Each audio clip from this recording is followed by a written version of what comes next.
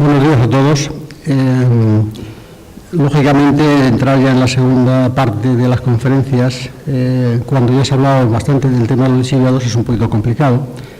Así que intentaré ser lo menos repetitivo posible. De cara a eso, lo que yo había pensado en cuanto a nuestro planteamiento de exposición era ir a lo más práctico posible dentro de lo que es el tema de las alternativas que existen en el tratamiento de los lixiviados.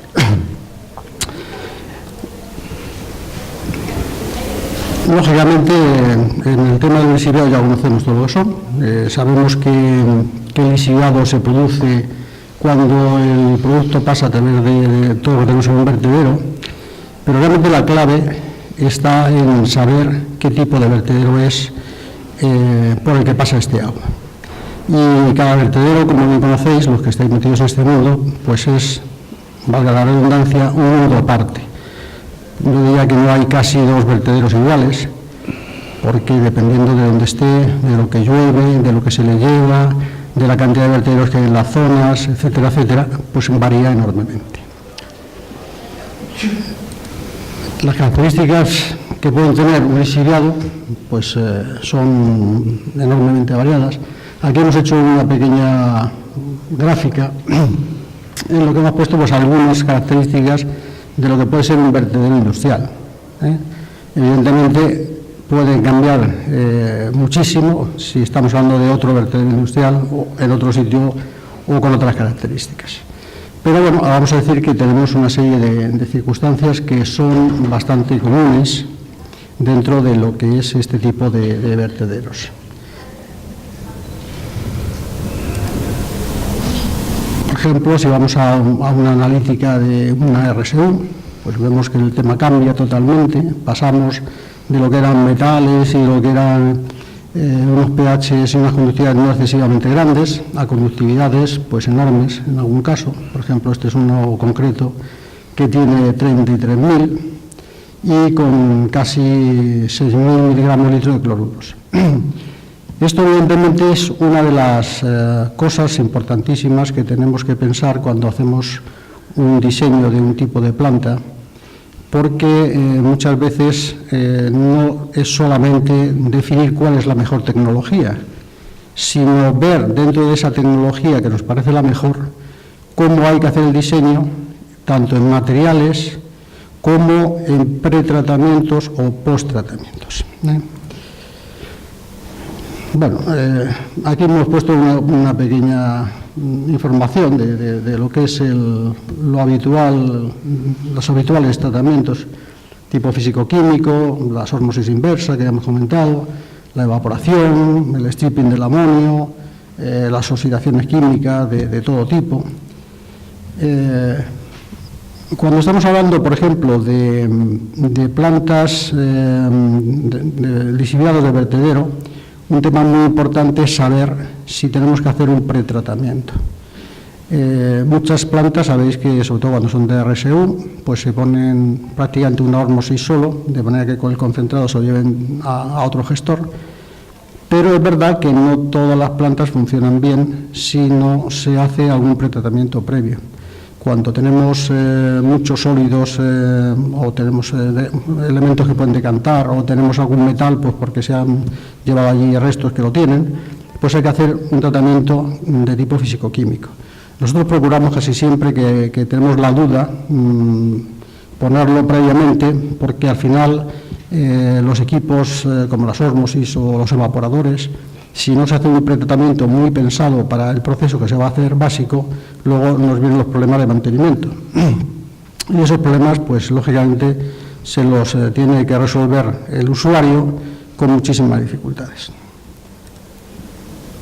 Bueno, ahí tenéis, por ejemplo, una planta como pretratamiento de lixiviados, una tipo físico-químico. En este tipo de plantas, lo más importante es ver dos líneas, básicamente.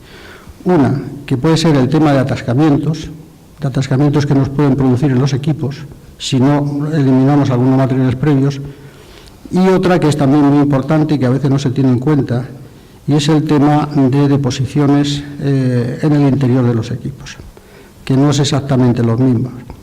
Cuando estamos trabajando con evaporación, que hoy es una tecnología, una de las tecnologías más usadas, uno de los problemas importantísimos que tenemos es que cuando nos viene calcio y nos viene magnesio, tenemos unas incrustaciones dentro de los equipos tremendas.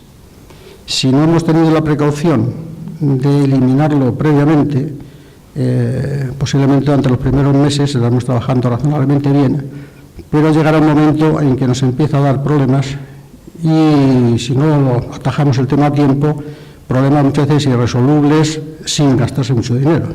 Por tanto, es un tema a tener en cuenta. Bueno, el tema de la ósmosis inversa, que muchas plantas sabéis que existen, pues también aquí en el estudio hay que tener en cuenta muchos factores, sobre todo a mi entender el factor limpieza.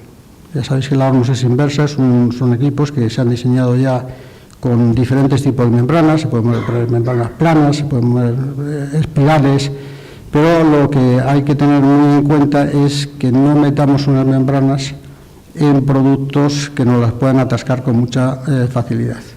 Y si las ponemos, que sean de un tipo de membranas, aunque nos gastemos más dinero, que sean fácilmente limpiables dentro de lo que una membrana se puede hacer.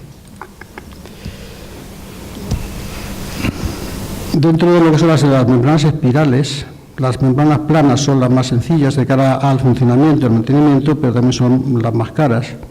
Dentro de las espirales se pueden ir a membranas que tienen mayor separación entre lo que son las telas, de manera que nos eviten dentro de lo posible el atascamiento que se produce cuando estamos metiendo aguas bastante sucias, ¿no? Esto, por ejemplo, es una membrana de tipo plano, conoceréis. Luego tenemos el tema de la evaporación, que cada día se va más a ello por varias razones. En principio, porque es quizá la tecnología que nos permite conseguir el menor volumen de concentrados de todas las que tenemos, pero que en general pues le pasa igual que el resto de tecnologías. Puede ser una tecnología que se ponga directamente en una planta y que funcione razonablemente, pero también puede ser que necesite otra serie de tecnologías complementarias. Dentro de lo que es el tema de los evaporadores, una parte muy importante es el tema de los materiales. Yo sé que hay mucha gente que plantea que unos buenos inoxidables pues funcionan, y, bueno, pero la realidad nos dice que si estamos trabajando con plantas en las que sobre todo los cloruros tienen acto de presencia importante, los equipos van a durar poco si no metemos materiales específicos que aguanten esa corrosión. Hay una cierta idea de que cuando se tratan cloruros con unas concentraciones no muy grandes en el agua que llega del lixiviado, puede valer cualquier cosa de inoxidable. Y lo que muchas veces no se tiene en cuenta es que en un evaporador lo que estamos haciendo es concentrar. Entonces, aquello que te viene con 2 gramos litro o 1 gramo litro termina convirtiéndose en muchos gramos litros dentro del equipo, y además trabajando a temperaturas muy altas. Eso significa que la corrosión que se forma en el interior de los equipos es enorme. Y si no se ha tenido en cuenta esto para diseñar el tema de materiales, nos podemos encontrar con que las calderas y las tuberías del interior, pues en un año se han quedado prácticamente corroídas. Dentro de los evaporadores, pues evidentemente hay muchas alternativas. Las alternativas depende bastante de qué nos encontremos de energía. Si tenemos energía, como alguno de los ponentes comentaba ayer, de gases de vertedero, evidentemente es un tema que hay que intentar usar. Al final de cuentas, lo fundamental de cualquier tipo de trabajo es que sea rentable, y usar todo lo que sean las energías baratas o gratuitas, pues es importante. Quiere decirse que es un tema que con las cogeneraciones pues se puede realizar muy bien. Nosotros en general intentamos, pese a eso, utilizar equipos que tengan el máximo rendimiento energético. Quiere decirse que montando equipos no de una sola fase, sino 2 fases o 3 fases de evaporación, pues que el consumo energético con el mismo equipo, pues consigamos tratar más litros hora de agua, ¿no?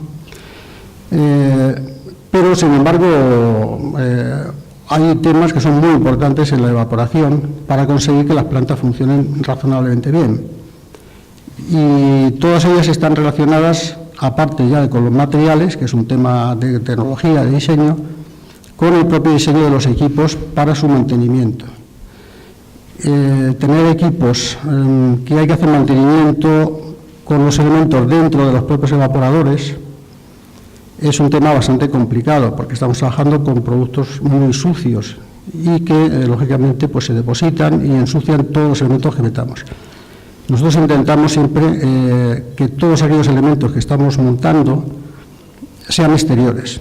Los intercambiadores sean exteriores, el peso para hacer controlar la densidad y el vaciado que sea exterior, las bombas que sean exteriores, no meter dosificadores internos, en fin, eliminar prácticamente todo aquello que sea de difícil mantenimiento por estar en el interior de los equipos.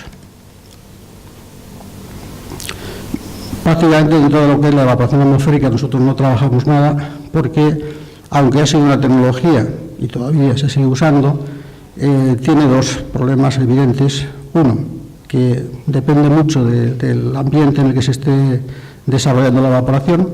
Si estamos en zonas donde hay mucha humedad y la humedad relativa del ambiente es muy alta, pues el funcionamiento del evaporador es muy complicado, porque hay veces que funciona bien, otras veces pues prácticamente no da caudales. Pero sobre todo tiene otra problemática que hoy día hay que tener muy en cuenta, y es que cuando nosotros estamos haciendo que el agua se evapore y salga a la atmósfera, lo que no podemos es plantearnos el quitar un problema del agua y metérselo a la atmósfera. Y uno de los elementos que suele existir en casi siempre es el amoníaco en general, ¿no? Entonces, claro, lo que no vamos a estar haciendo es tirando amoníaco a la atmósfera, porque entonces estamos incumpliendo la normativa de atmósfera. Quitamos el problema del agua, pero estamos incumpliendo otro problema que es muy importante. Si no tenemos esa energía sobrante, pues lógicamente el campo que es más rentable en cuanto a su funcionamiento es el eléctrico, pero evidentemente el eléctrico con sistemas de compresión mecánica o similares, es decir, que se reaproveche la energía al máximo posible. Antiguamente, como sabéis, pues se ponían equipos de bomba de calor, pero los consumos son altísimos, con lo cual aquello ya pasó un poco a la historia, y realmente ahora lo que se están montando son plantas de compresión mecánica. Si no tenemos energía sobrante de vertedero, porque no existe o porque son vertederos que la cantidad son muy pocas como para aprovecharla, la comparativa entre montar un sistema eléctrico de compresión mecánica y montar un sistema de caldera con gas o gasóleo o cualquier otra cosa, siempre es favorable a la electricidad, con mucha diferencia. Este tipo de equipos, que aquí parece que no se ve muy bien la fotografía, pero bueno, son equipos muy compactos, son equipos además que tienen la ventaja de que están perfectamente preparados para eliminar el ruido, están panelados, son muy fáciles de acceder a los equipos, con lo cual, bueno, pues es un sistema pues bastante fiable y bastante compacto.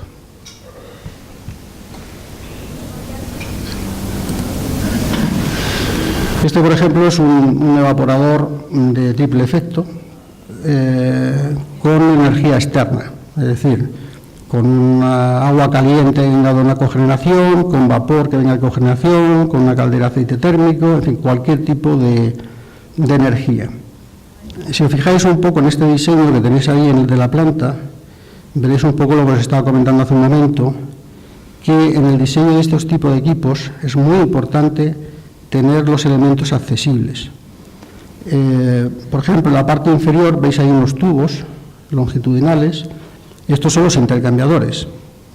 Evidentemente, este tipo de intercambiador tubular longitudinal son bastante más caros que si vamos a unos intercambiadores de placa clásicos, ¿no?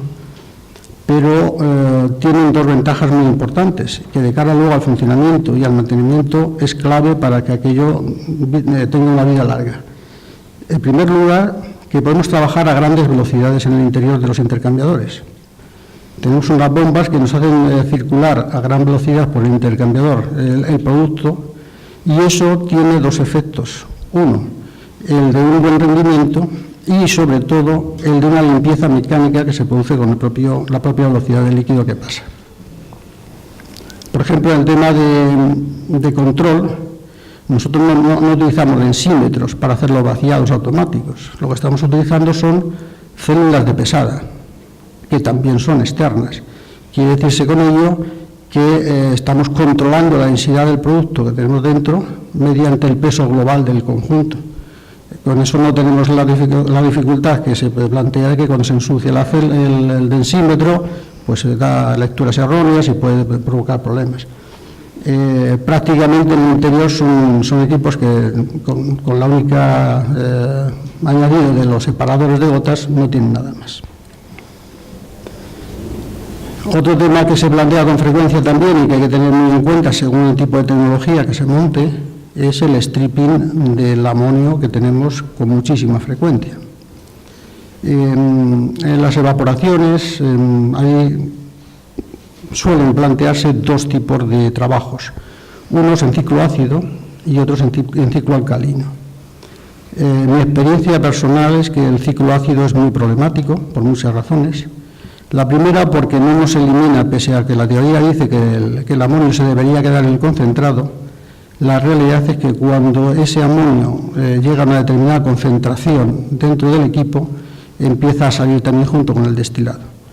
Con lo cual, tenemos al final amonio en el concentrado y tenemos amonio en el destilado. Sin embargo, si trabajamos en un ciclo alcalino, sí que conseguimos que todo el amonio salga con el destilado. Y eso nos permite que la parte concentrada no lo tenga, y sí tenerlo en la salida y poder hacer un tratamiento mediante stripping de este amonio y por tanto eliminarlo para llegar a los límites que nos hayan solicitado.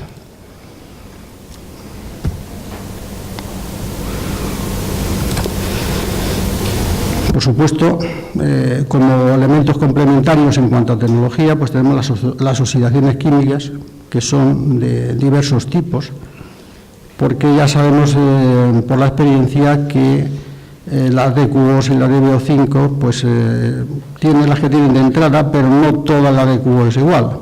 Por tanto, hay parte que es biodegradable y otra parte que no lo es. Cada vez nos están pidiendo una normativa más complicada en cuanto a límites a cumplir y, por tanto, cada vez es más difícil con las tecnologías que se utilizan llegar a esos límites. En algún caso que yo he podido vivir, prácticamente nos estaban pidiendo que el agua que salía del vertedero fuera mejor casi que el agua que entraba al vertedero del ayuntamiento. Es decir, que estamos ya hablando de límites pues realmente complicados. Es verdad que los vertederos están muchas veces en sitios donde lo más cercano pues es un río truchero o es un monte a proteger o todo este tipo de cosas, ya lo sabemos. Pero, claro, el problema que se nos plantea es que realmente nos están pidiendo límites tremendamente difíciles y con mucha frecuencia ni con la ósmosis y el evaporador y alguna cosa más se llegan a ellos, con lo cual hay que usar tecnologías complementarias finalistas como este tipo de oxidación y a veces hasta con dificultades. Entonces, por intentar terminar y resumir un poquito la idea que yo quería plantearos, es cómo escoger las mejores tecnologías para el caso particular de cada uno, porque realmente cada caso es un mundo diferente. Y hay tres cosas que yo creo que es lo que tenemos de lo que se tiene que partir y lo que nos puede llevar a marcar la tecnología más adecuada. En principio, ver cuál es el lixiviado, la analítica del lixiviado.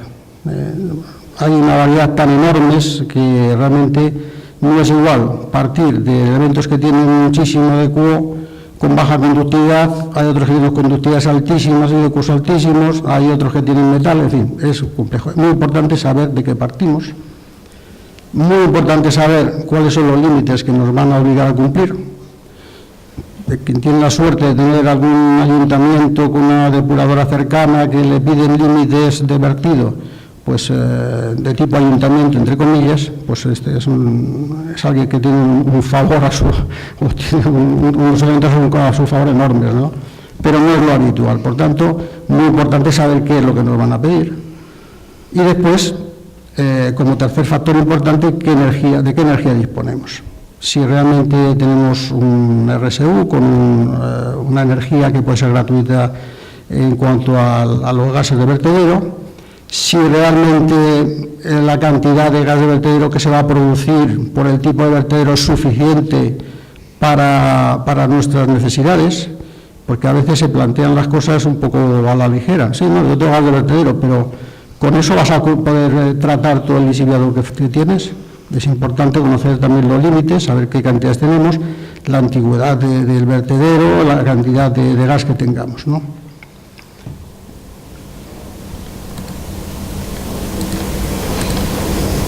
Aquí os he puesto, por intentar terminar, pues 3 tipos de los muchos que existen de alternativas que se pueden dar, ¿no? Una, que es por ejemplo, de un RSU, que puede verter pues al alcantarillado, o sea, a una depuradora de tipo municipal, ¿no? Normalmente aquí pues la salinidad no suele ser muy elevada, la cantidad de sólidos en suspensión y metales pues también es bajo, y los valores de vertido pues no son demasiado exigentes, digo, para lo que es la media del sector, ¿no? Entonces, aquí la ósmosis inversa pues es una tecnología razonablemente adecuada. Puede ser pues de una sola etapa, puede ser doble etapa, depende de los campos, y siempre teniendo en cuenta que si solo ponemos eso, vamos a tener un concentrado de un cierto volumen que vamos a tener que gestionar.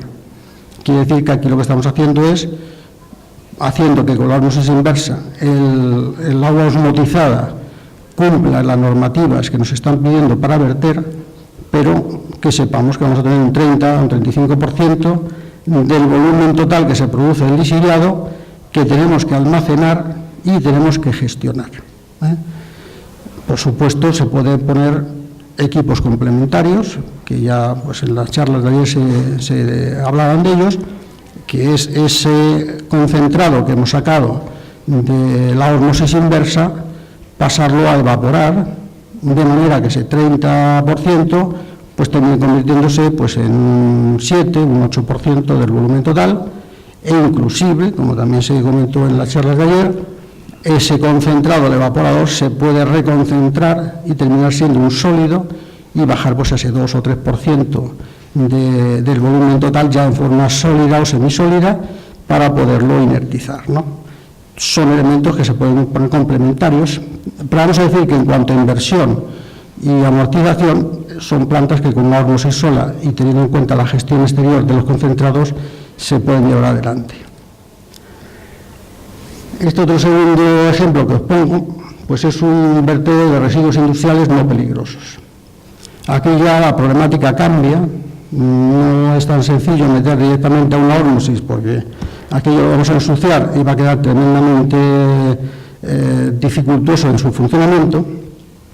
Entonces aquí conviene siempre poner como mínimo una físico-química que nos eliminen aquellos elementos que van a dañar a la ósmosis, como son pues el tema de los sólidos en suspensión, los metales, en fin, y muy importante el tema de incrustantes que tengamos en los lixiviados.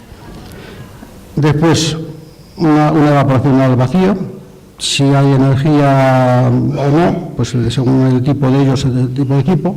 Normalmente con compresión mecánica de vapor, es decir, de tipo eléctrico, funcionan bien, y una fibra del destilado, porque aquí casi siempre nos encontramos con amonio. Vamos a decir que sería una especie de prototipo básico para este tipo de instalaciones. Y luego ya, pues por ejemplo, este otro ejemplo que he puesto, que es el de un vertedero de residuos industriales peligrosos y con caudales elevados, sería quizá un poco ya al extremo en cuanto a tecnologías a usar, ¿no? Aquí planteamos, pues, primero poner un físico-químico para la eliminación de sólidos, metales y incrustantes, una ósmosis inversa para reducir el volumen del lixiviado. En este caso no se trata de poner una tecnología finalista, sino de que si estamos hablando de una planta que a lo mejor tiene que tratar 10.000 o 12.000 litros hora, esa evaporación eléctrica, por ejemplo, para estos caudales, significa una inversión bastante importante. Es más fácil y más barato poner una ósmosis como un pretratamiento, de manera que osmotizamos esos 10 o 12 metros cúbicos hora y solamente tratamos por evaporación el concentrado que nos sale de la ósmosis. Quiere decir que en este caso la ósmosis, la que estamos haciendo, es un equipo para reducir el caudal que tenemos que enviar a lo que es el evaporador. Una vez que hemos terminado la fase de evaporación, a veces nosotros los hemos tenido que montar equipos de ósmosis para afino de agua, porque realmente, aunque el evaporador, el agua que sale es un agua de una calidad en general muy buena en cuanto a conductividad, puesto que todas las sales se quedan en el interior, es cierto que en DQOs todavía en algunos casos no cumple normativas estrictas. Y puede ser necesario también, como decía hace un momento, el tema de una oxidación química o inclusive el tema de unas resinas selectivas en algún caso concreto o carbón activo. Y, por supuesto, también, en algún caso tenemos puesto, pues, este tipo de superconcentradores, que son aquellos equipos que cogen el concentrado del evaporador y lo convierten prácticamente en una pasta o en un sólido con alguna de las tecnologías que ya se comentaba. Por tanto, en el fondo lo que se trata es, recapitulando, y ya termino, ver cuál es nuestra situación, el tipo de líquido a tratar, en energía que tenemos, en los límites que nos piden, y con ellos pues hacer el diseño en cada caso lo más acertado posible para poder cumplir todas esas normativas y y llegar a los parámetros que se nos está pidiendo. Aquí os he puesto nada más que una comparativa, pero bueno, es una comparativa muy genérica porque cada caso evidentemente es un mundo. Lo único que sí puedo deciros es que sin energía gratuita, es decir, sin energía de vertedero, la electricidad en compresión mecánica es el sistema más barato, con diferencia, que es poner gas o que poner cualquier otro tipo de cosas. Y nada más, gracias por vuestra atención y, en fin, luego cuando queráis alguna pregunta, pues a vuestra disposición. Gracias.